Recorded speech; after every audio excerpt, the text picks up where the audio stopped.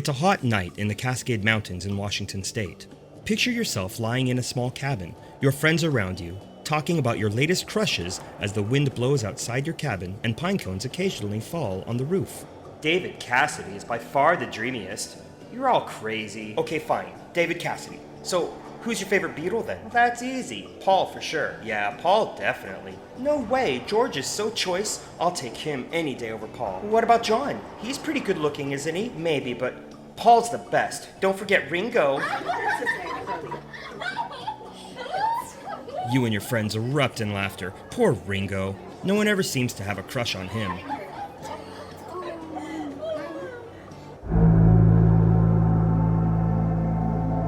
Suddenly, you hear a yell from the boys' cabin. You jump out of your bunk and scurry over to the window where the 8 of you peer outside. In the distance, you see shadows moving around in the boys' cabin as if they are running around inside. God, those boys are such wimps. Yeah, why can't they be like Paul? Would you give it up already? Shh, listen, something's wrong. Just then, you notice one of the older boys, that is a camp counselor, bursting from the cabin. He crosses the field, the moon is full, and the illuminated meadow is covered by sinister shadows of trees dancing in the slight breeze. Girls, back to your bunks! The counselor is running full tilt. You know something is wrong. Something is very wrong. You all scamper back to your bunks and pull your sleeping bags tight around your shoulders. It's quiet. Unusually quiet. The counselor finally arrives at your cabin door, slams it open, and tries to catch his breath. Ladies, stay here, no matter what you hear. Do not go to the window. Just stay in bed. I'm going to be right outside. What's the matter? You ask in a loud whisper. I don't know, but something is out there and it's scaring the boys. If you're the type of person that prays, I'd start now. The counselor takes a few deep breaths, looks around to make sure you are all in your bunks, and then steps onto the small porch outside the cabin door. He shuts the door, and you hear a loud rustling in the bushes. A huge sound crashes nearby like a falling tree. You close your eyes as tight as you can and say a quiet prayer in your mind. Save us. Whatever is out there, just save us from it. The sound of the rustling is broken up by the counselor's voice. It's shaky, scared, panicked. What is that? Is that a... Oh my God!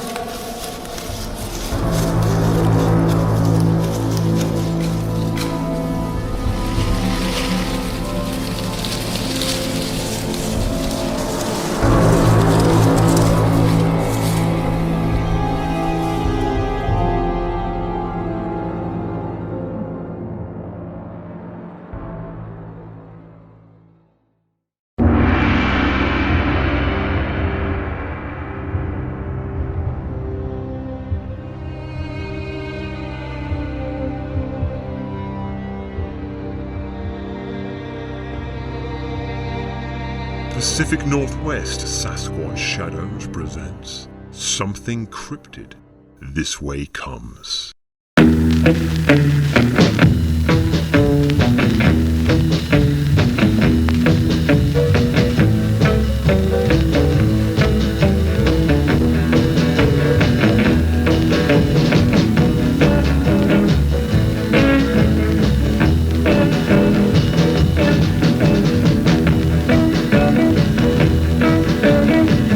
In 1966, the Salvation Army opened a summer camp called Camp Timberlake, later known as Camp Arnold, at Timberlake, near the west side of Mount Rainier in Washington State. Kids from all different backgrounds came to the camp to learn key core values: friendship, emotional growth, self-esteem, outdoor skills, and most importantly, to have lots of fun. Many kids were able to attend the camp thanks to the public welfare assistance that gave funding and support to families that otherwise would never be able to send their kids into the trees to learn about nature and the wilderness.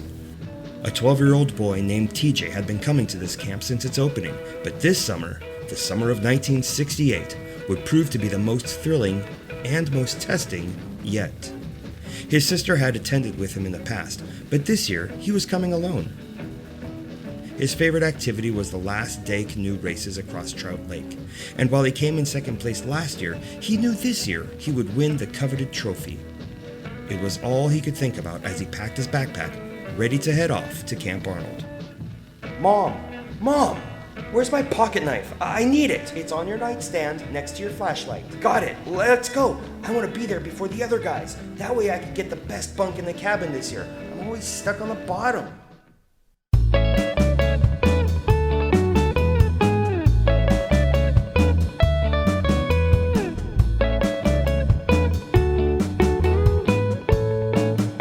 TJ grabbed the small knife his father had left him before he left the house last year.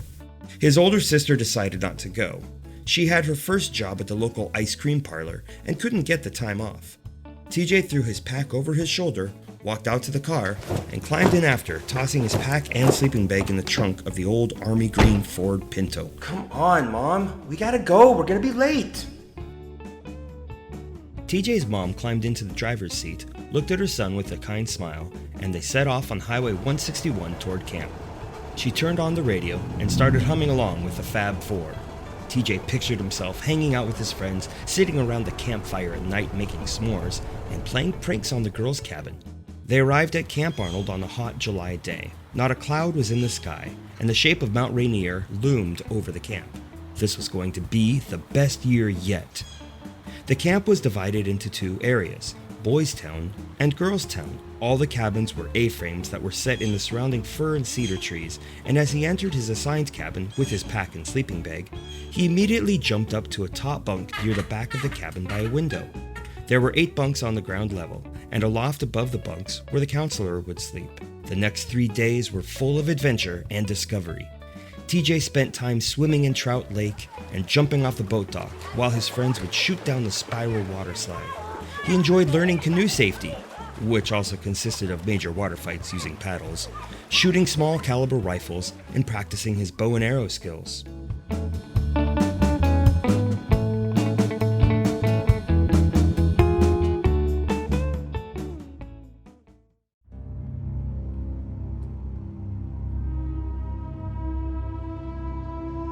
On the third night, everything changed.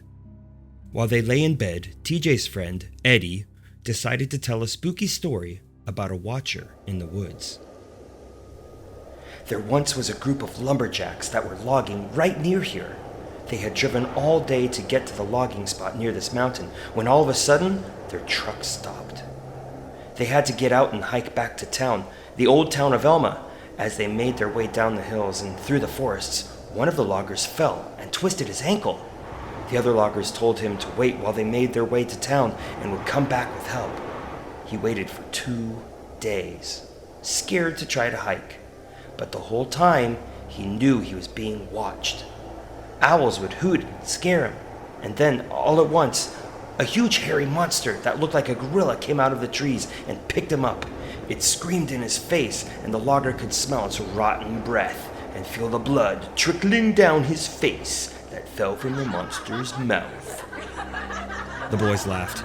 TJ both liked and hated being scared. He loved the thrill and the feeling of anticipation, but he hated the pictures in his mind that came along with that feeling of adrenaline. Eddie continued. The monster dropped the logger and grabbed him around his broken ankle. Then, it started to drag him off into the trees. The logger tried to scream, but he couldn't get a sound out. Finally, the monster stopped, held the logger over a cliff, and let go. The logger crashed down the side of a hill and landed with a splash in a small fishing lake, where he sank down and got stuck in the mud, reaching for the surface and finally drowning. His body is still there, reaching up from the mud of the lake, a lake just like this lake. So be careful when you go out into the woods, especially at night, because whenever you hear a breeze in the trees, it's the breeze of the Watcher. He's always watching and waiting to take you away and drown you in the lake.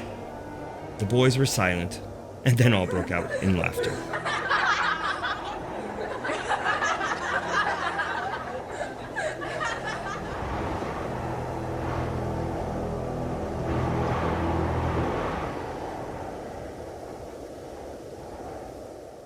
Finally, after the laughing and giggling died down, and the boys stopped making the sounds that, well, boys often do when left to their own devices, they fell asleep, one by one.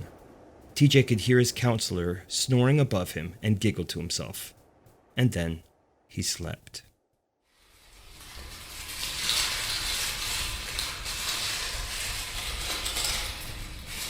Suddenly, TJ sat up.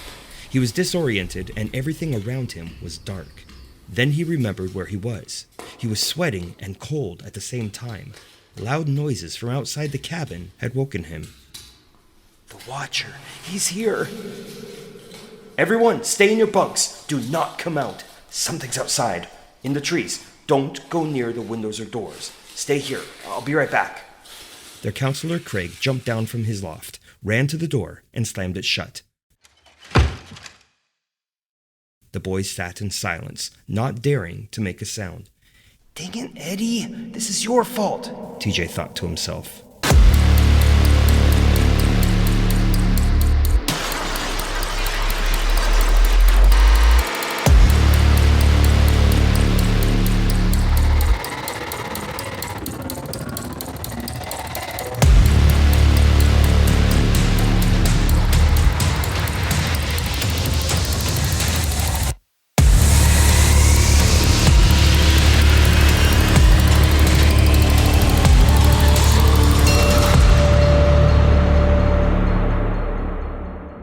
All of a sudden, Eddie yelled from his bunk next to the other window. You guys, there's huge people out there. Shut up, Eddie. You already told us a story. No, really. There's people out there, but they aren't like real people. They're tall, really tall. Oh my God, they must be at least 10 feet tall and covered in hair. TJ began to panic. His body was shaking. He lifted his sleeping bag over his head. Eddie kept describing what he saw. Now they're walking by the girls' town. Oh crap, one of them is looking this way. They're pushing the bushes over. One of them is carrying something. I think it's a huge rock. Screw this. Eddie huddled under his sleeping bag, and the only sound from inside the cabin was the heavy breathing of all the boys in panic. Whatever was out there was making a ruckus, and it wasn't stopping. TJ listened for what seemed hours, and finally, as the black of night started to turn deep blue with the coming morning, the commotion stopped. Craig had never come back to the cabin. Is Craig at the bottom of the lake? I'm never swimming there again.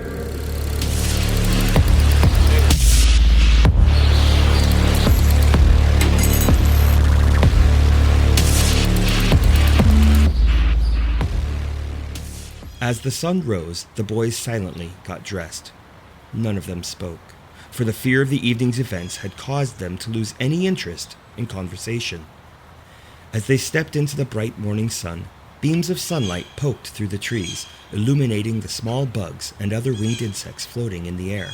Early morning bullfrogs echoed across the lake. Were it not for the haunting of the previous night, it would be a peaceful and beautiful scene. But TJ was distracted. As he and his cabin mates walked to the dining hall, they looked around, and on the ground, they saw a massive fir tree on its side. This must be the sound that woke me up. As they walked around the fallen tree, they saw its root ball, ripped from the ground, but the other trees around it were untouched. If there had been a storm, wouldn't other trees be on their sides too? There were no branches scattered across the ground, as they often do after a storm. All the foliage, except for a few torn-up bushes, looked untouched. And then, TJ saw something that scared him to his core. All around were footprints. Barefoot human footprints. Hundreds of them. But they were too big to be human. Some looked like a giant man's print. The others must have belonged to a giant of some sort. As he kept walking, he looked closer and saw something even more disturbing. Among the massive prints were smaller prints, child-size, intertwined between the large prints. Why were kids out here too? TJ was having a tough time fathoming what he was seeing, and his mind started racing with thoughts of what Eddie described the night before. Maybe a tribe or group of monsters were here. Maybe they brought their kids. Craig walked up to TJ and his group of friends, looking shaken, but also seemed to be focused on keeping a confident demeanor. Hey guys, man, those girls really got us. He said unconvincingly. You think these steps are big? You should see the dogs that live here. Craig's voice trailed off as he looked in the distance. There was a look of fear in his eyes that unnerved the boys. TJ knew this could not have been the girls. How would they have walked around with huge feet? No, this was no prank. The group made their way around the lake and the perimeter of the camp, and noticed even more large footprints around the water tower.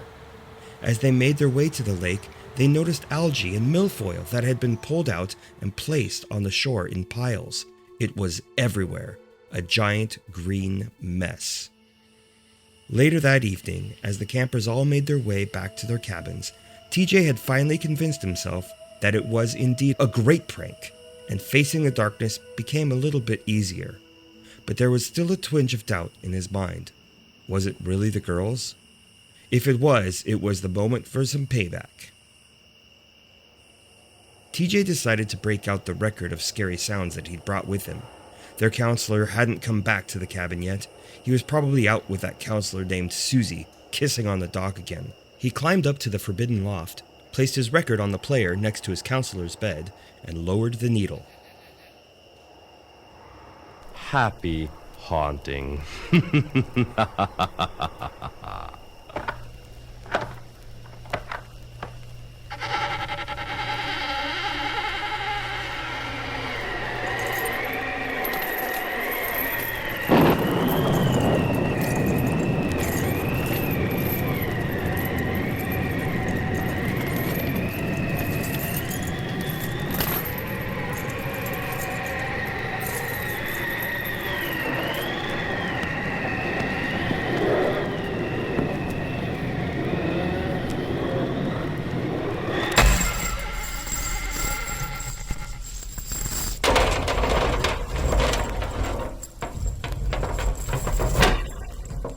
The boys laughed, and they could hear screaming from across the field next to the girls' cabin.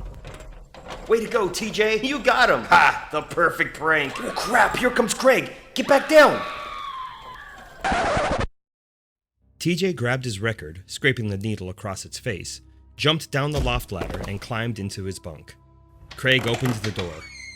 All right, you numbskulls. I heard that. The boys waited for the wrath of Craig. He had a sullen look in his face, but then he broke into a smile. Good one, guys. But he still looked panicked. Did he know something that he wouldn't share with the rest of the campers?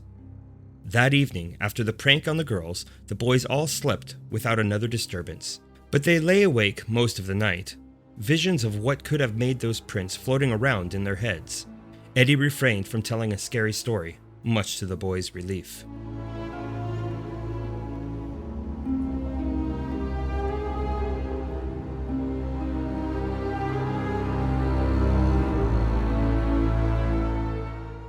The next day, Craig and the other counselors gathered all the campers around.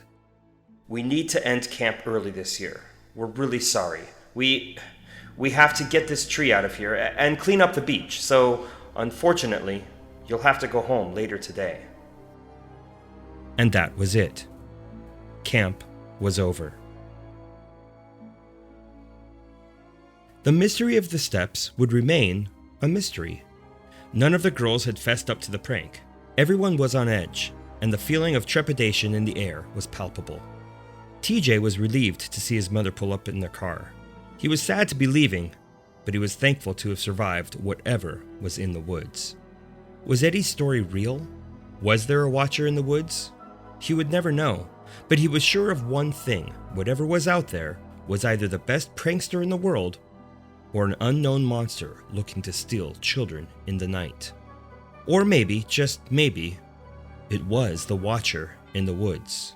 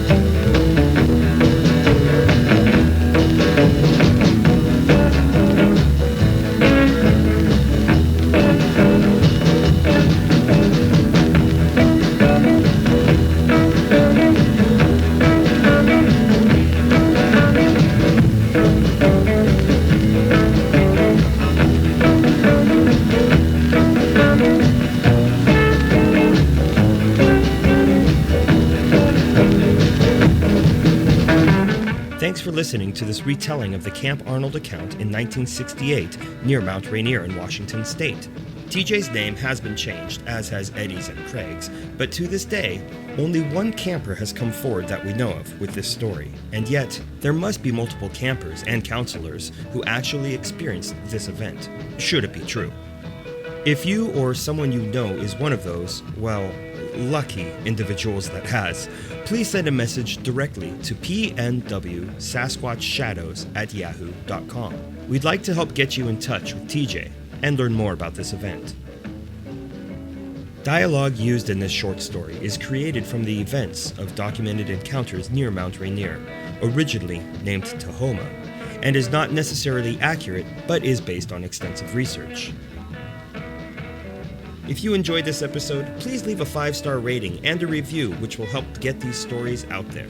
And again, don't forget to subscribe to the podcast and visit us on Instagram at PNWSasquatchShadows. Help spread the word and reach out and say hello. Something Cryptid This Way Comes is part of the Old Mountain Media family of podcasts and is written, produced, and sound engineered by me, Dr. Russ, of Pacific Northwest Sasquatch Shadows. Coming this fall, a new podcast with extensive stories will make its debut, Legends and Tales of the Pacific Northwest. This storytelling format will reveal legends and tales of adventure and mystery, many of which are not commonly known. So keep your eyes out for this upcoming podcast, and stay tuned for tales of invention, discovery, mayhem, and even a touch of murder. Thanks for listening, and remember, if you see big hairy creatures walking around your cabin in the woods, just remember TJ and his night in the woods. He wasn't alone. You might not be either, but never fear. I hear they like roasted marshmallows, and Paul is their favorite beetle too. Maybe just play some Love Me Do.